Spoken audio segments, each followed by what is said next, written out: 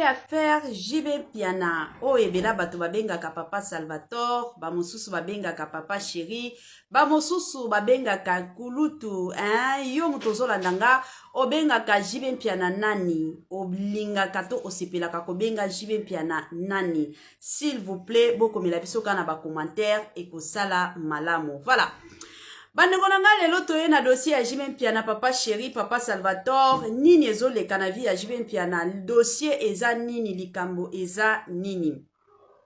Mbutu makasi tosala nanu mwa songi ya muke kaka avana kota na muzindo.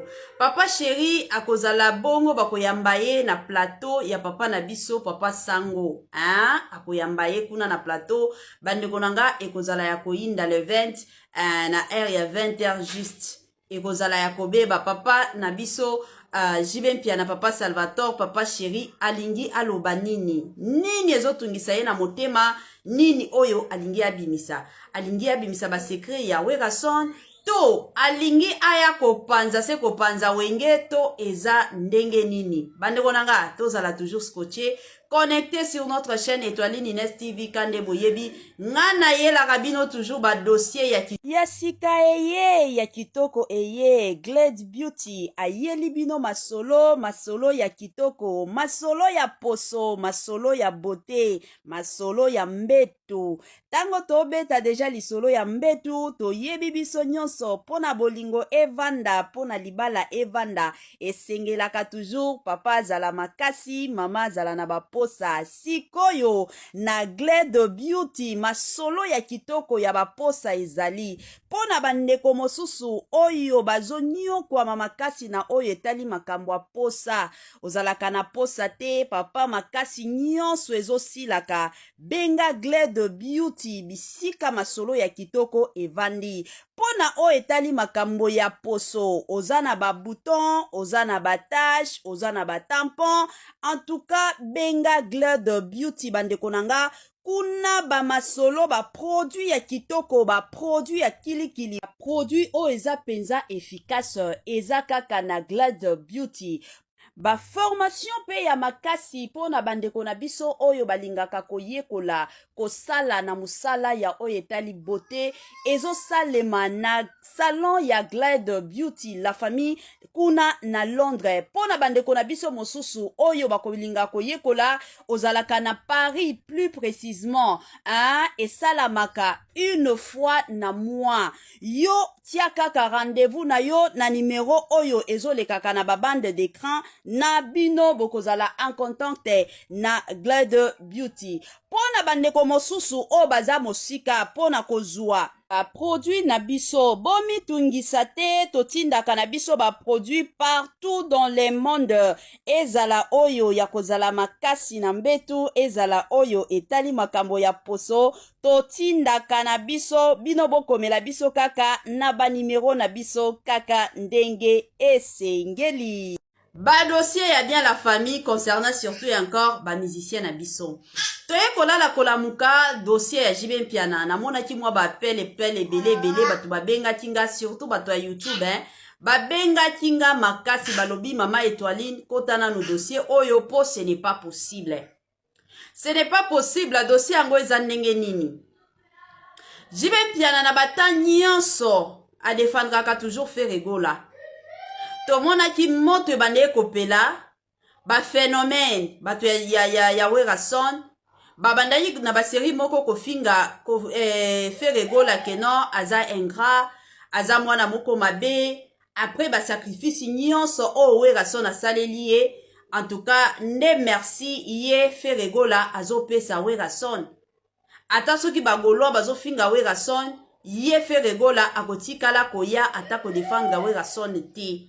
Akotikala ta kopekisa bafan na yete ke non wana za papa nanga aza yaya, en tout cas bofinga yete akosala ngo te. Tomona bato ebele base plenya, bato ebele base pela na bango na dossier wana te. Et du coup to yaki komona awa moto ya makasi yaki kopela na conférence de presse oyo président asalaki après concert ya Fally Ipupa. To mona ki président na biso la famille ayaki alobaki ke ako décorer Fally Ipupa.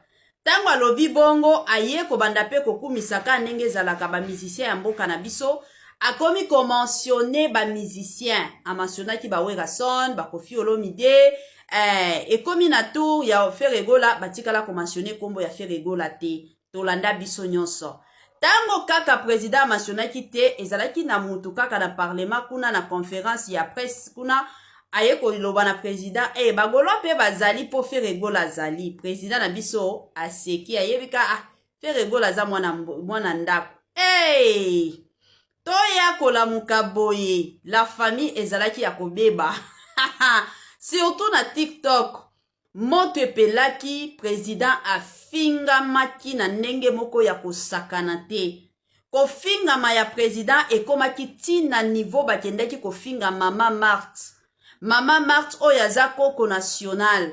Mama Marthe oyo aza bongo mama ya président. Bafinga ye bandeko nanga na biloko ya kati ya bilamba. Esalaki pasi ya makasi. Tango baye kofinga président nde tomonaki ba sortie médiatique ya IDPS, tomonaki ba makambo ebele esalamaki, bakomaki tina niveau ya kobanda keno bakangisa bakolwa oyo bayaki kofinga. Et du coup toyaki kolala kolamuka, toyaki komona Ferregola alekaki na plateau ya Papa Sango pona kokende kokalme bagolwa. Toya kovanda ka boye ezalaki jeudi na bapokwa tomona Werason phénomène ye wana na lombangu nyonso azoya na message ya bagolwa. Premièrement asengi bolimbisi epa ya président mokonzi ya mboka na biso son excellence Félix Antoine Tshisekedi tango asilisi aye pe kolobela bagolwa ke ezala mbala suka bofinga président ya mboka na biso. Message na ye tomoni bagolwa batikala kolingango te balobi ye aza nani pona koya kopekisa. Mais après kaka message ya Werason nde bapel pe na kote na biso ekoti. Bazo tu na biso mama kendo tunela biso Jibe Mpiana problème nini na Ferregola. Pona bata nyonso tomonaka Jibe Mpiana ye mutu ayaka ko défendre Ferregola. Mais comment ça fait-il que na temps o ya pasi, na temps o ya kolela, ya Ferregola, pourquoi Jibe Mpiana oyo alakisaka toujours que non alingaka Ferregola azoya te, azolinga koya ko défendre Ferregola te.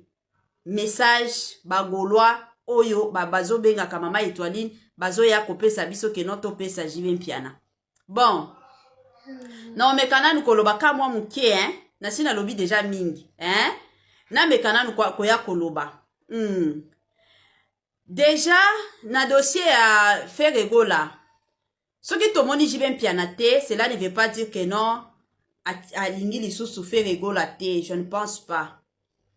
Déjà ko briser silence to sortie médiatique ya Ferregola epesaki deja ba musicien mosusu o balingaki to bazaki na posa ya koya ko défendre ye bapesaki bango deja makasi ya koloba ke non baza ba fan na ye akoki ko apaiser ba fan na ye soki peut-être Ferregola ayaki ko sala sortie médiatique na ye te wana peut-être je dis bien ya sika eye ya kitoko eye Glade Beauty ayeli bino masolo ya kitoko, masolo ya poso, masolo ya beauté, masolo ya mbetu. Tango tobeta deja lisolo ya mbetu toyebi biso nyonso pona bolingo evanda, pona libala evanda esengelaka toujours papa azala makasi, mama azala na baposa. Sikoyo na Glade Beauty masolo ya kitoko ya baposa ezali pona bandeko mosusu oyo bazonio kwa makasi na oyo etali makambo ya posa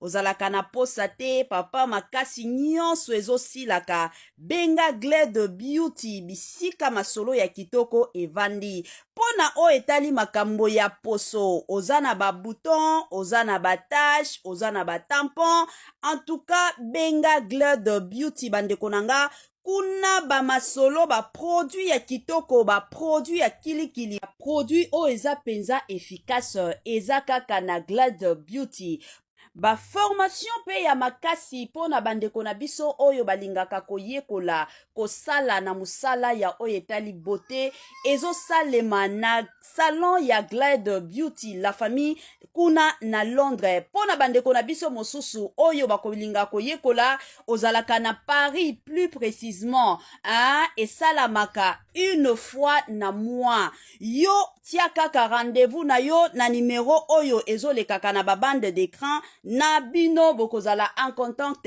na Glade Beauty. Pona bandeko mosusu o baza mosika pona kozwa produit na biso bomi tungisa te totindaka na biso ba produit partout dans le monde ezala oyo ya kozala makasi na mbetu ezala oyo etali makambo ya poso totindaka na biso bino bokomela biso kaka na ba numero na biso kaka ndenge esengeli. Bajibe mpiana balingaki penza baya pona komeka kotia kimia baza pe batu baza banyama te bango pe de leur côté bayebi ke oyo tokoki kosala o pe tokoki kosala te baza batu bayebi ke o tokoki kokende nango na gauche o tokoki komata nango na droite. C'est comme ça. De leur côté peut-être soki jibe mpiana ya kite amoni déjà que Ferregola si afusali déjà sorti na médiatique Ferregola si a sololi déjà na bagolois. Et aussi une chose à savoir Jibe mpiana zalaka du genre te ke asala likambo pona osepelisa mutu te. Asala ka likambo oyo amoni ke c'est le moment oyo fona sala. Soki jibe mpiana ayaki ko défendre Ferregola na ba série oyo ba phénomène ba komaki ko finga Ferregola c'est parce que amonaki ke Ferregola azalaki presque ye moko azalaki na batu ya kokotela ye te. Toyebi la majorité surtout ya musique ya mboka na biso ba regroupement ezali ba regroupement ya makasi parce que toyebi déjà que Fally Ipupa azalaka vrai fan ya Werason alingaka Werason makasi mais na côté ya Jibe mpiana courant pe lekaka te toyebi yango toyebi.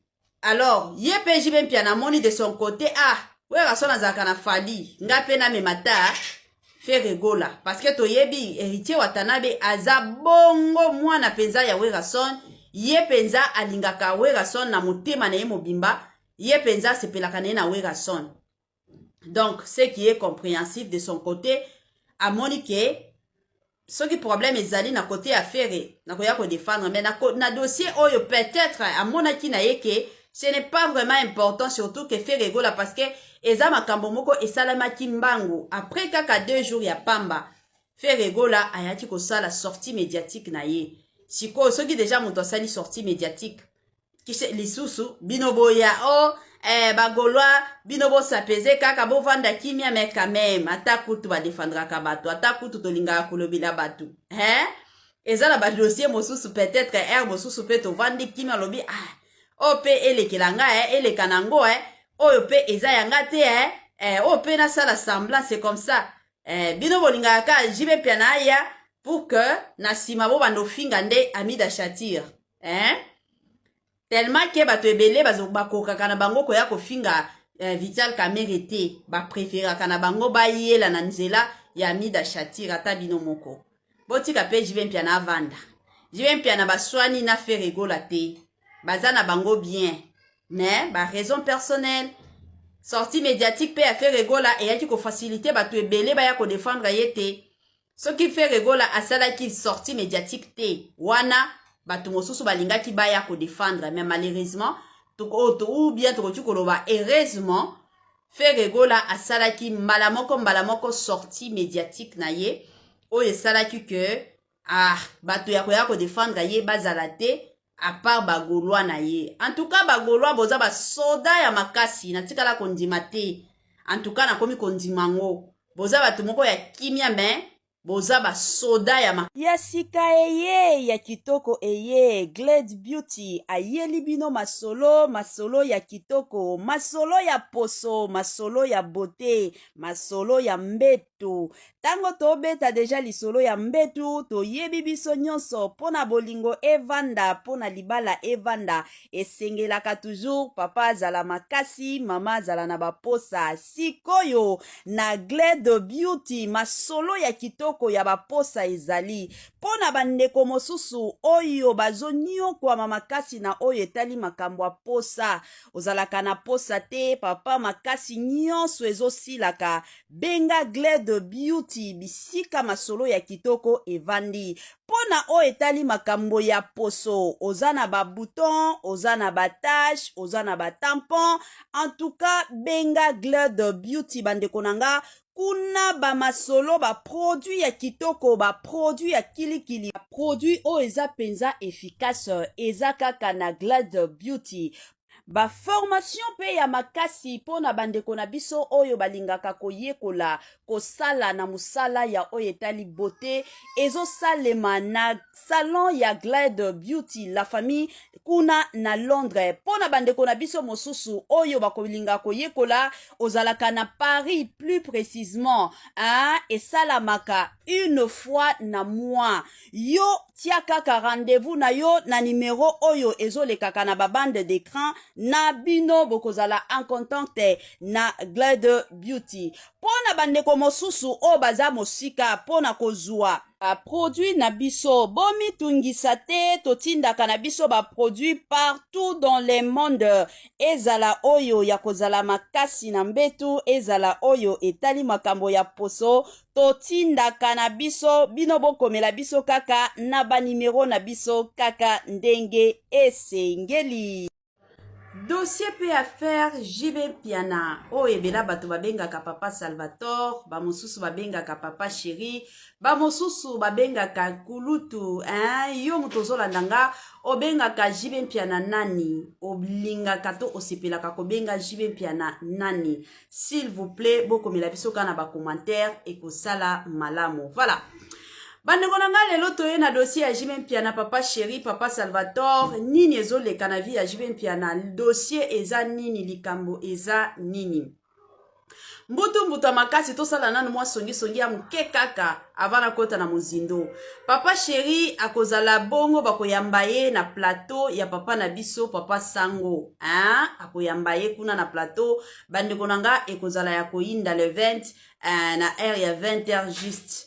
Ekozala ya kobeba papa na biso JB Piana papa Salvatore papa Chéri alingi aloba nini ezotungisa ye na motema, nini oyo alingi abimisa ba secret ya Werason to alingi aya kopanza se kopanza wenge to eza ndenge nini. Bandeko nanga tozala toujours scotché connecté sur notre chaîne Étoile Nines TV Kande Boyebi ngana yela kabino toujours ba dossier ya sika eye ya kitoko eye Glade Beauty ayeli bino masolo ya kitoko, masolo ya poso, masolo ya beauté, masolo ya mbetu. Tango tobeta deja lisolo ya mbetu toyebi biso nyonso pona bolingo evanda, pona libala evanda esengelaka toujours papa azala makasi, mama azala na baposa.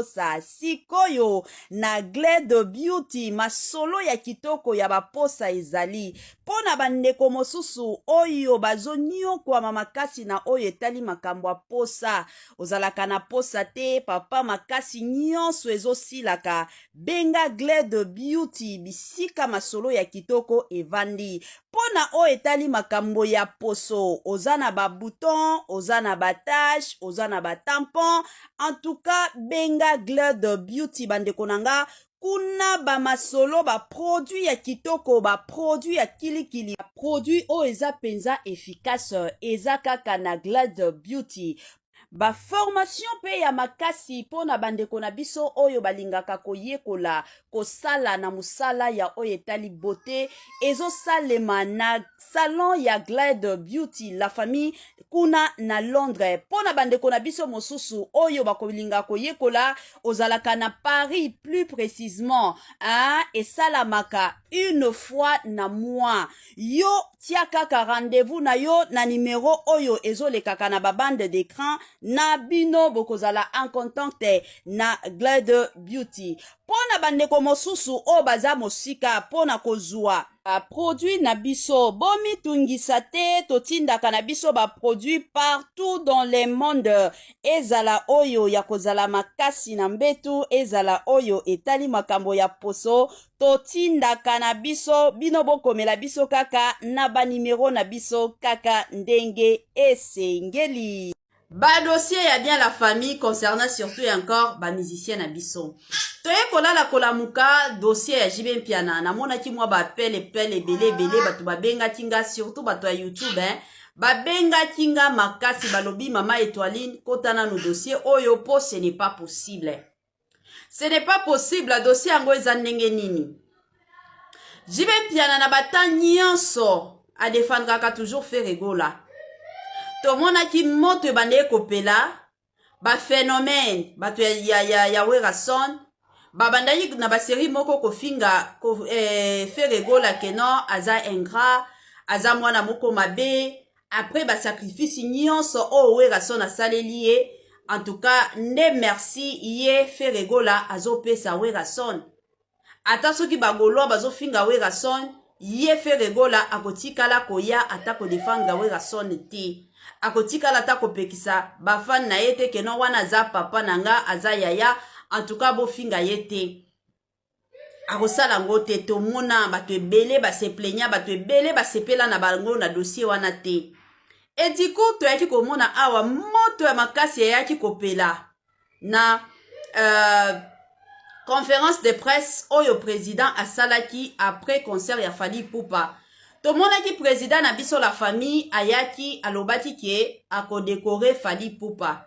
Tango alobi bongo aye kobanda pe kokumisaka ndenge ezalaka ba musicien ya mboka na biso akomi komentionner ba musicien amentionnaki ba Werason ba Koffi Olomide ekomi na tour ya faire rigola batikala komentionner kombo ya faire rigola te tolanda biso nyonso.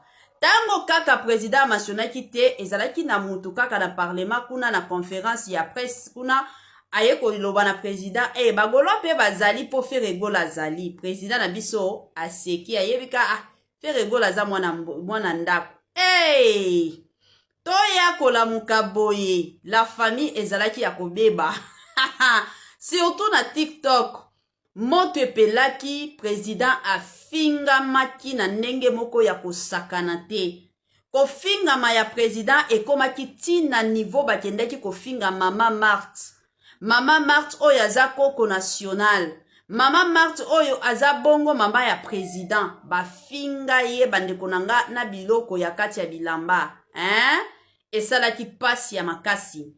Tango baye kofinga président nde tomonaki ba sortie médiatique ya IDPS tomonaki ba makambo ebele salamaki bakomaki tina niveau ya kobanda keno bakangisa bakolwa oyo bayaki kofinga et du coup toyaki kolala kolamuka toyaki komona faire rigola alekaki na plateau ya Papa Sango pona kokende kokalme bagolwa toya kovanda ka boye ezalaki jeudi na bapokwa tomona Werason phénomène ye wana na lombangu nyonso azoya na message ya bagolwa. Premièrement asengi bolimbisi epa ya président mokonzi ya mboka na biso son excellence Félix Antoine Tshisekedi tango asilisi aye pe kolobela bagolwa ke ezala mbala suka bofinga président ya mboka na biso.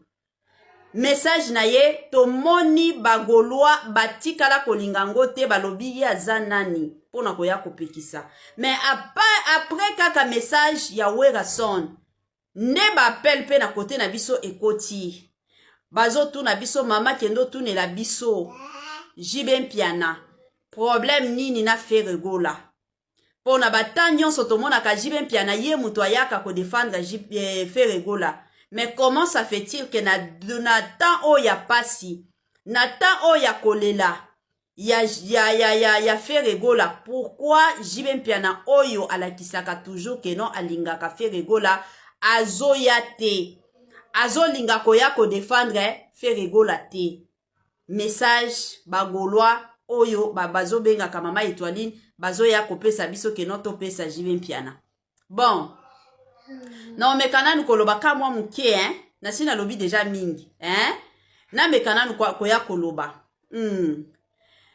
Déjà na dossier à faire égola. Ce qui tomoni jibe mpiana te, cela ne veut pas dire que non a lingi lisusu faire égola te, je ne pense pas.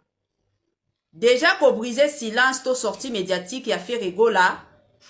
Et pesa ki déjà ba musicien mosusu o balinga ki to bazaki na posa ya koya ko défendre ye ba pesa ki bango déjà makasi ya koloba ke non baza ba fan na ye akoki ko apaiser ba fan na ye soki peut-être faire égola ayaki ko sala sortie médiatique na ye te wana peut-être je dis bien ya sika eye ya kitoko eye Glade Beauty ayeli bino masolo ya kitoko masolo ya poso masolo ya beauté masolo ya mbetu tango tobeta deja lisolo ya mbetu toyebi biso nyonso pona bolingo evanda pona libala evanda esengelaka toujours papa azala makasi mama azala na baposa sikoyo na Glade Beauty masolo ya kitoko ya baposa ezali pona bandeko mosusu oyo bazoniokwama makasi na oyo etali makambo ya posa ozalaka na posa te papa makasi nyonso ezosilaka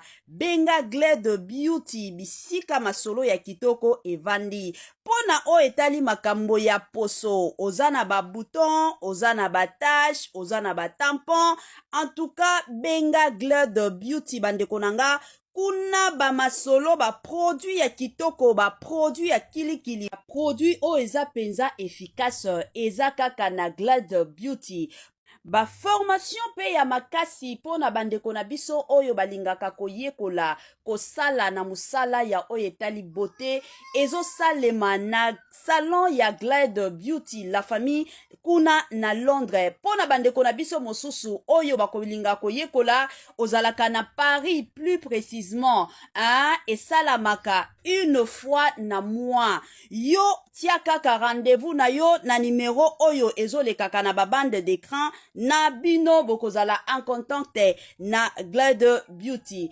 pona bandeko mosusu o baza mosika pona kozwa produit na biso bomi tungisa te totindaka na biso ba produit partout dans le monde ezala oyo ya kozala makasi na mbetu ezala oyo etali makambo ya poso totindaka na biso bino bokomela biso kaka na ba numero na biso kaka ndenge esengeli bajibe mpiana balingaki penza baya pona komeka kotia kimia baza pe batu baza banyama te bango pe de leur côté bayebi ke oyo tokoki kosala oyo pe tokoki kosala te baza batu bayebi ke oyo tokoki kokende nango na gauche oyo tokoki komata nango na droite c'est comme ça de leur côté peut-être soki jibe mpiana yaki te amoni déjà ke faire égola si asali déjà sorti na médiatique faire égola si asololi déjà na bagolois et aussi une chose à savoir jibe mpiana azalaka du genre te ke asala likambo mpona osepelisa mutu te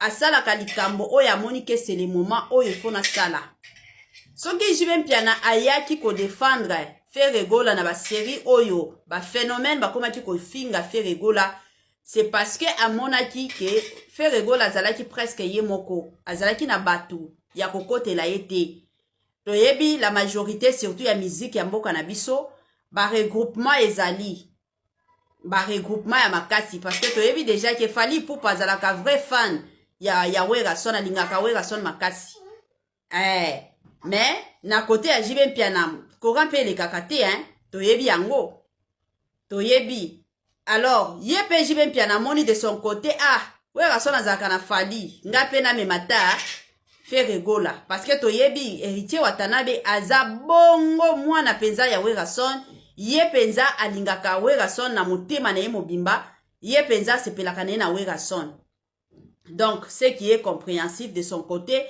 amoni ke soki problème ezali na côté affaire na koya ko défendre mais na dossier oyo peut-être amonaki na ye ke ce n'est pas vraiment important surtout que faire égola parce que eza makambo moko esalamaki mbangu après kaka 2 jours ya pamba faire égola ayaki kosala sortie médiatique na ye sikoyo soki déjà moto asali sortie médiatique lisusu bino boya bagolwa bino bosapeze kaka bovanda kimia mais quand même ata kutu badefandraka bato ata kutu tolingaka kolobela bato eza na badossier mosusu peut-être mosusu mpe tovandi kimia lobi oyo mpe elekela nga eleka nango oyo mpe eza yanga te oyo mpe nasala semblant c'est comme ça bino bolingaka ka jibe mpia na aya pour que na nsima bobanda ofinga nde Amida Shatir tellement ke bato ebele bakokaka na bango koya kofinga Vital Kamerhe te bapréféraka na bango bayela na nzela ya Amida Shatir ata bino moko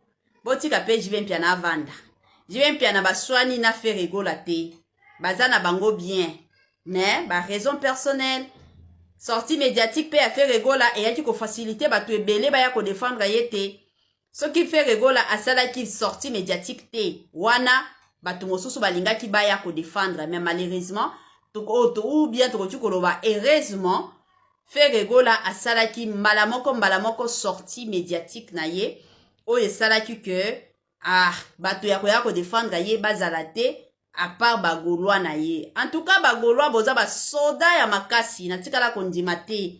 En tout cas, nakomi kondimango. Boza ba tumoko ya kimia men.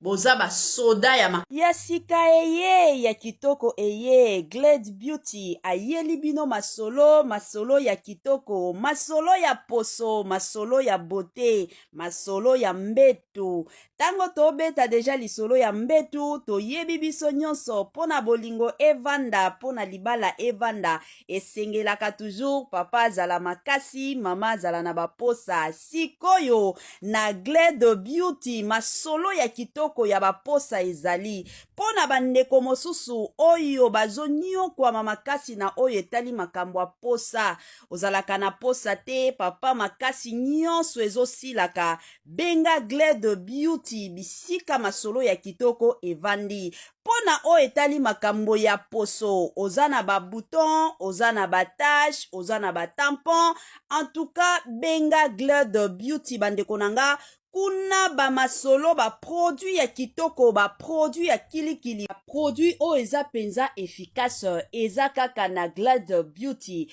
Ba formation pe ya makasi pona bandeko na biso oyo balingaka koyekola kosala na musala ya oyo etali beauté ezo salema na salon ya Glade Beauty la famille kuna na Londres. Pona bandeko na biso mosusu oyo bakolinga koyekola ozalaka na Paris plus précisément esalamaka une fois na mois. Yo tia kaka rendez-vous na yo na numéro oyo ezolekaka na babande d'écran na bino bokozala en contact na Glade Beauty. Pona bandeko mosusu o baza mosika pona kozwa produit na biso bomi tungisa te totindaka na biso ba produit partout dans le monde ezala oyo ya kozala makasi na mbetu ezala oyo etali makambo ya poso totindaka na biso bino bokomela biso kaka na ba numero na biso kaka ndenge esengeli. Ya sika eye, ya kitoko eye, batoto ya Katanga, batoto ya Lubumbashi. Gersh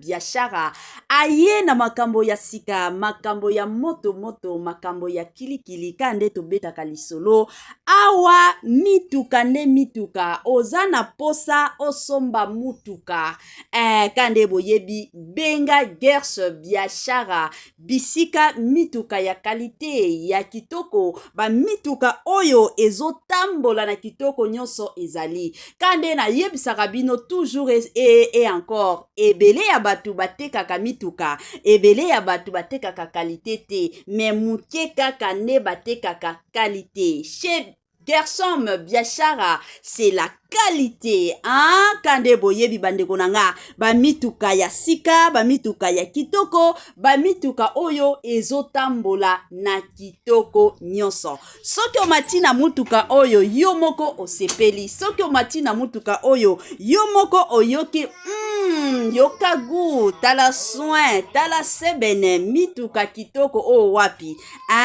numéro na biso yango wana ozana besoin ya mutuka ozana besoin osomba camion na yo osomba taxi na yo osomba Dubai na yo osomba rosa ba qualité do ba sorte nyonso ya mituka eza nango kaka na Gersh biashara kuna qualité, kuna biloko ya kitoko, kuna biloko ya mafuta. Kande bomona awa Gerso Biashara Tokos. Gerso Biashara, c'est la qualité. Gerso Biashara bisika masolo ya kitoko.